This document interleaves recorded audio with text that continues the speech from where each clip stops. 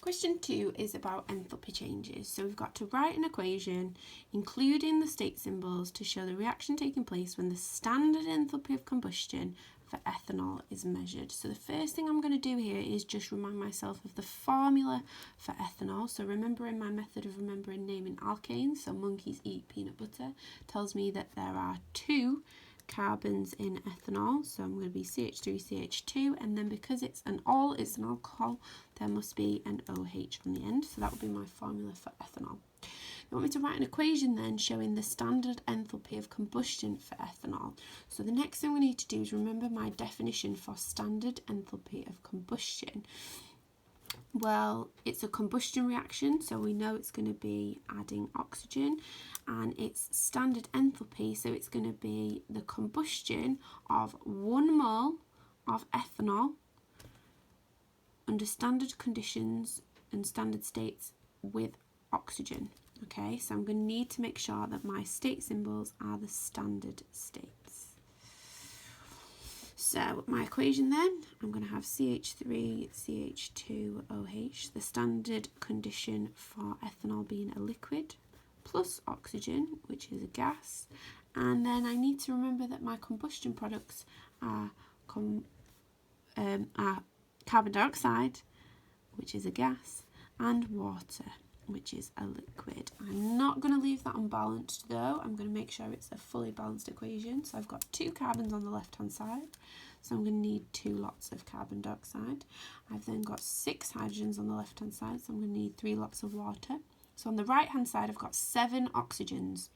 I need to make sure the left hand side balances without forgetting my oxygen in ethanol. It means I'm going to need 3 lots of O2. Then have to state the name given to the enthalpy change represented by the following chemical equation, and we have to say why the enthalpy change would be difficult to determine directly.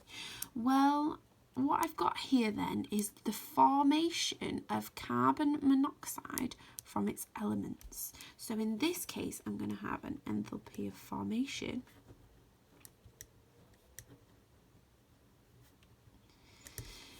Now, if I were to carry this out, some of this carbon would be combusted to produce CO2. So the reason that this would be difficult is it's very difficult to prevent that reaction. So we will end up with some CO2 produced. So it's difficult to prevent the production of CO2. The next bit then, we have been given, excuse me, the standard enthalpies of combustion for carbon and carbon monoxide. So we've been given values for those. We have to use this data to calculate the enthalpy change for the reaction above. The first thing I'm going to do is make sure I've rewritten that equation so that I can carry out a Hess cycle easily. Okay, so what I've got here is just my equation.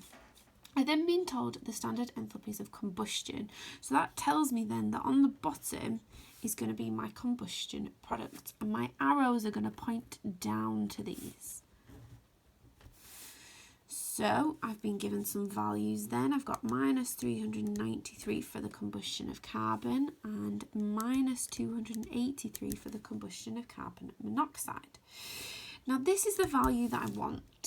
So to get that value, I'm going to need to start here, go down to the combustion products, and then back up to where I want to be. So this arrow is going to stay the same. We're still going to have minus 393, but this one I've swapped the direction of, so it's going to be plus 283. So in this case, to get my enthalpy change, I'm going to need to do minus 393 plus 283, and it will give me an enthalpy change of minus 110 kilojoules per mole. For the next question then, we've got to use the following data to calculate a value for the XEF bond. Now, we've been given the value for some enthalpy changes. We've got Xe plus 2F2 producing XEF4 has an enthalpy change of minus 252. F2 into F has the enthalpy change of plus 158. So I'm going to set this out as a Hess cycle. I'm going to put this equation on the top. So XE plus 2F2 to make XEF4 has an enthalpy change of minus 252. Now, this is an enthalpy of formation. It's going the opposite direction, but it's fine. We can put that on our Hess cycle, putting on the bottom the elements. Now here we've got F2 to F. So this value will be plus 158. We want to work out then the value from XEF4 to this. So this is what we're aiming for. So we've got two F2s here. So we're going to need to multiply this number by 2. So we're going to have 316. Now, I want to get from here to here. So I'm going to have to go this way and this way. So this is going to become plus 252, and this is going to stay plus 316. So my enthalpy change here is going to be 252 plus 316, which gives me 568 kilojoules per mole.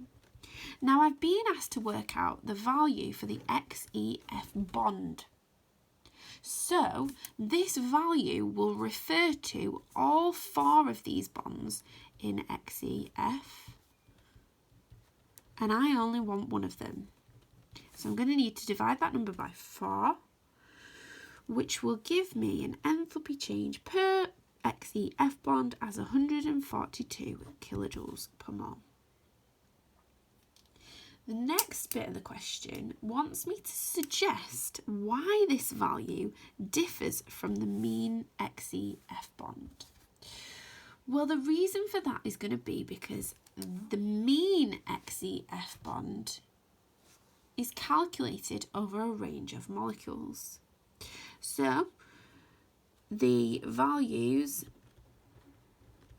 differ as the mean XEF value is taken over an average, is an average taken over a range of compounds. So the idea is that we've worked out the XEF bond value for XEF4. This mean bond value is taken over compounds that also contain XEF and averaged.